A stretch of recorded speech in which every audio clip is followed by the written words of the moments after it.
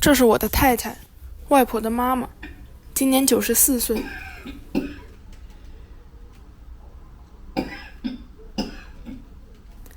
她每天做的最多的事情就是坐在窗边，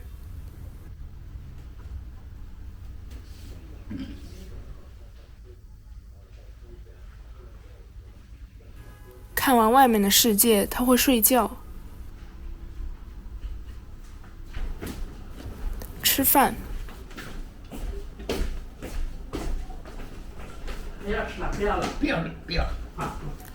然后继续坐在窗边。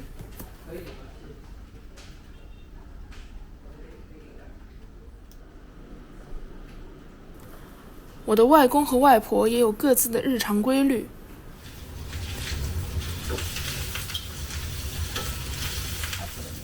来，三角形。我妈忙于工作，在家也常常加班，这是她的日常。在一个4代同堂的家庭里长大很难得，所以我很珍惜这个家。我最大的幸福就是有长辈们的呵护，有他们见证着成长中的每一个里程碑。但我也担心，不久的未来我将离开家，去外地上大学，或许我也会变成一只候鸟，和千千万万的年轻人一样在远方打拼，每年只回来1-2次。那时候我一定会很想念外公和我聊他的摄影，外婆做的美味佳肴，甚至妈妈对我的唠叨。我可以想象到太太肯定还会坐在他的窗边，但我也一定会惦记着他。他那佝偻的身影是我的引路灯，帮我找到回家的路。近几年，我常听到一个词，空巢老人。这个现象与中国越来越严重的老龄化是不可分割的。看到的很多负面新闻，常常描述这类老人的悲惨晚年，膝下无儿无女，无依无靠，很是可怜。我就会联想到我们家的这3个半老人，当我离开的时候，他们会不会也都变成了空巢老人？我很想知道空巢了以后，他们会怎么样。通过社区组织，我认识了几位空巢老人，我报以追踪，了解他们的心态，记录着他们的生活。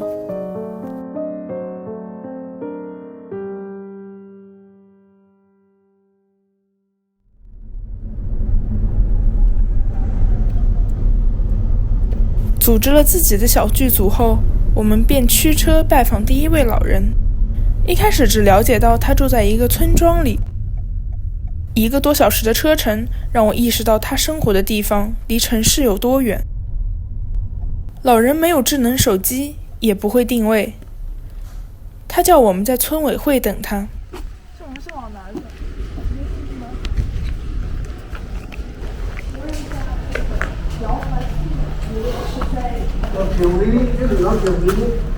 我们是不是可以进去跟爷爷打个招呼？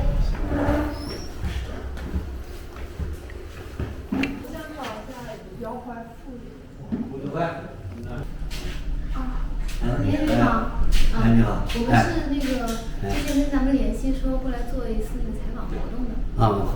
也不要。对。您开会大概要多长时间？对。好，没关系，我们在下面这个等，好吧？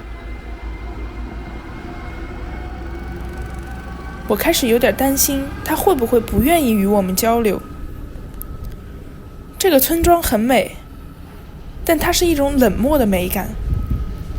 或许姚爷爷和这座村庄一样，是一个冷漠的人。在我们等待的40分钟里，没有看到1个年轻人。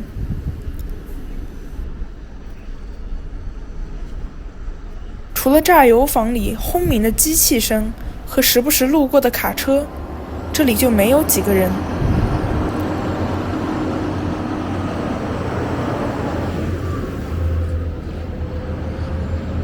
姚爷爷总算开完会了。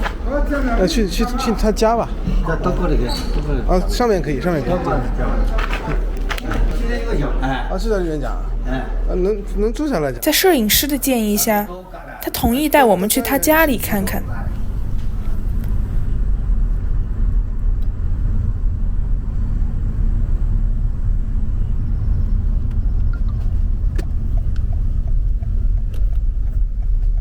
穿过铁路桥洞没多远，就到了姚爷爷的家。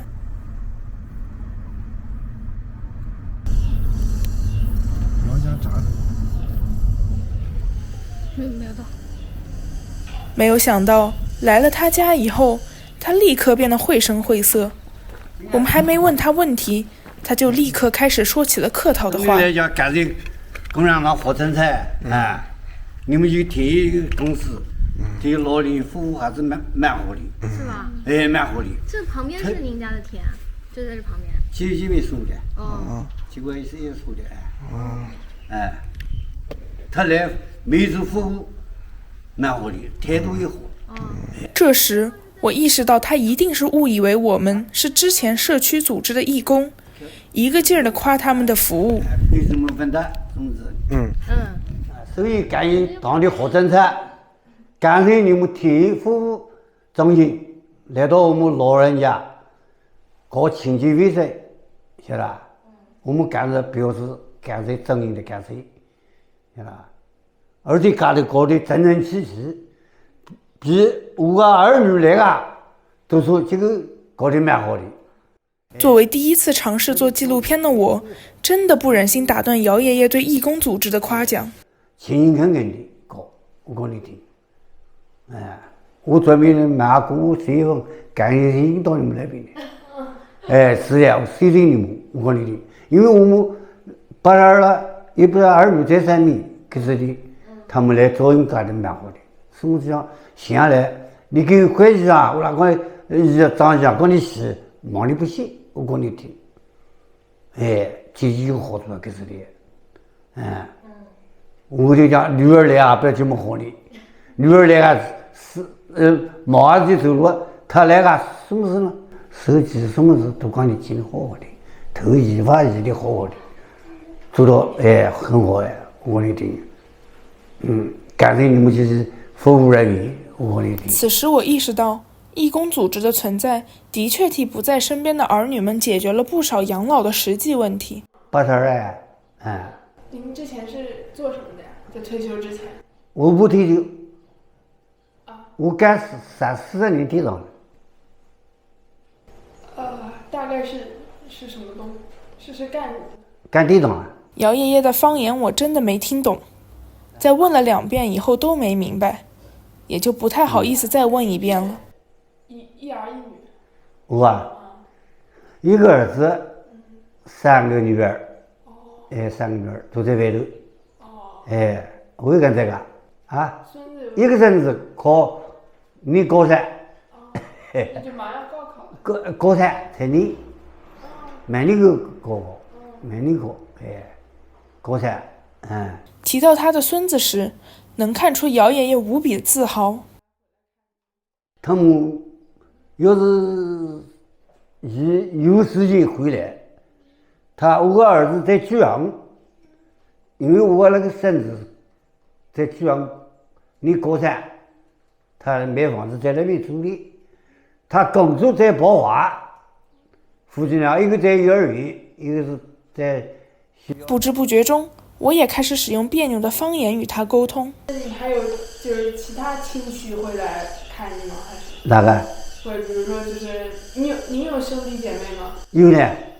那个嘛，他们来个晚上就走路了，都来看看，是的，老有素养，老有收入了，不是就打了小牌，这个一路，不论我如何尝试，都很难说出空巢老人这几个字。老人似乎对自己空巢的状态挺乐观的，虽然我不是很确认他是否是假装无所谓。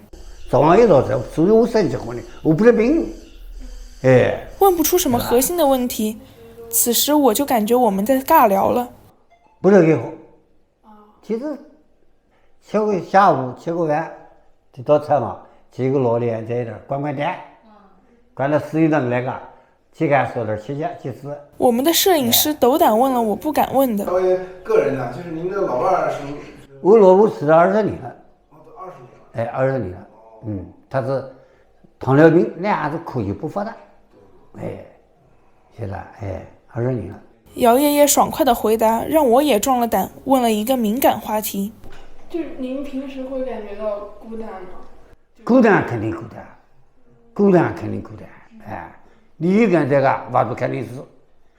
要想老公呢，就要讨厌，就是的。那最好有老公在我好呀，就是的。哎，那肯定孤单，哎，人就孤独，哎，就是的。我很欣慰这位长者没有把我们冒昧的问题当作揭他的伤疤。作为第一次采访，也算是给了我一些答案。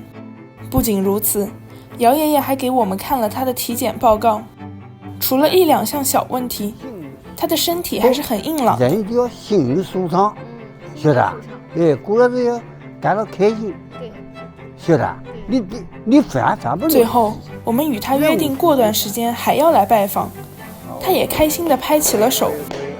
这次采访打消了我起初对姚爷爷的认知，他一点儿都不冷漠，而是一个非常健谈、乐观，甚至可以说是坚强的人。这也让我对下一个采访对象更加期待。